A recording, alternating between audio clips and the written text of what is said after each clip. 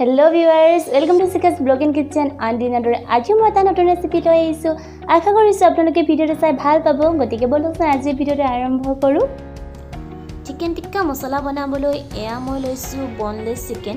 চিকেনটো আমি প্ৰথমতে মেৰিনেট কৰি ল'ব লাগিব। মেৰিনেট কৰিবৰ বাবে আমাক ইয়াতে প্ৰয়োজন হ'ব নিমখ, হালধি, জিৰা ধনিয়া, কাশ্মীৰী মিৰ্চ, গৰম মছলা, দৈ 3 চামুচ আৰু এয়া দিছো ৰিফাইন অকণমান। এতিয়া এইখিনি ভালদৰে হানি মিক্স কৰি লম। এনেদৰে ভালকৈ হানি মিক্স কৰি লোৱাৰ পাছত আধা ঘণ্টা সময় মেৰিনেট হ'বৰ বাবে ৰাখি থম। গৰম হোৱাত এয়া মই মেৰিনেট কৰি ৰখা মাংসবোৰ তেলত দি দিম।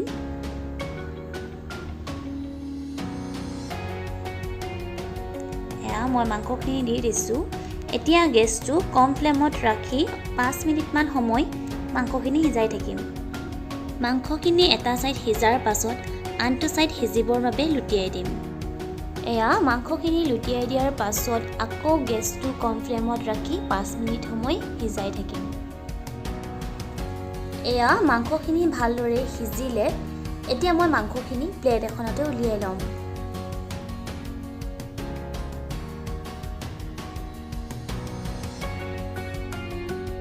তাৱা গৰম হৈ গ'লে মই তেল দি দিছোঁ। তেলখিনি ভালদৰে গৰম হ'ব দিম। এয়া তেল গৰম হোৱাত মই কাটি ৰখা পিঁয়াজখিনি দি দিলোঁ। এবাৰ এনেদৰে পিঁয়াজখিনি লৰাই দিছোঁ। এতিয়া আমি ইয়াতে দিম আদা আৰু নহৰু পেষ্ট 1 চামুচ। এতিয়া এইখিনি আকৌ ভালদৰে লৰাই মিক্স কৰি লোৱাৰ পাছত পিঁয়াজখিনি লাইট ব্ৰাউন কালাৰ হোৱালৈকে ভাজি থাকিম। পিঁয়াজখিনি আমি এনেদৰে লাইট ব্ৰাউন কালাৰ হোৱালৈকে ভাজি ল'লোঁ। এতিয়া আমি ইয়াতে এড কৰিম টমেটো পিউৰি।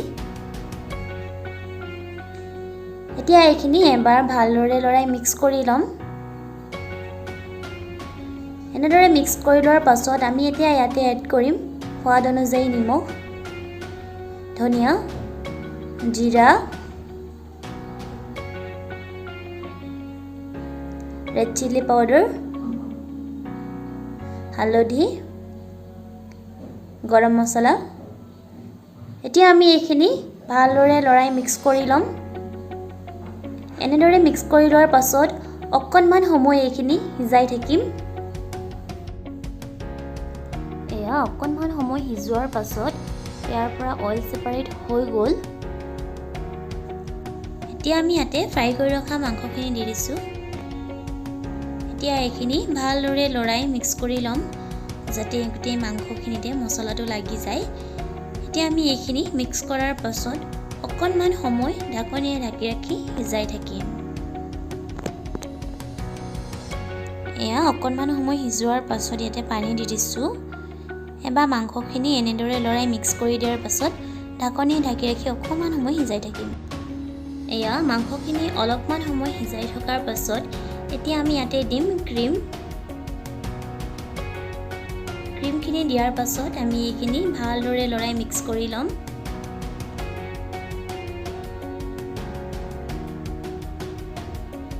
এনেদৰে ভালকৈ মিক্স কৰি লোৱাৰ পাছত আমি এইখিনি গেছটো একেবাৰে ল' ফ্লেমত ৰাখি 2 মিনিট সময় সিজাই থাকিম। এতিয়া আমি ইয়াতে দিম কচুৰি মেথি। কচুৰি মেথি আপোনালোকেও পৰাপক্ষত দিব।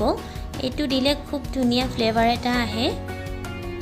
এতিয়া আমি এইখিনি আকৌ 2 মিনিট সময় গেছটো কম ফ্লেমত ৰাখি সিজাই থাকিম। গতিকে আজিৰ ৰেচিপি চিকেন টিক্কা মছলা ৰেডি হৈ গ'ল।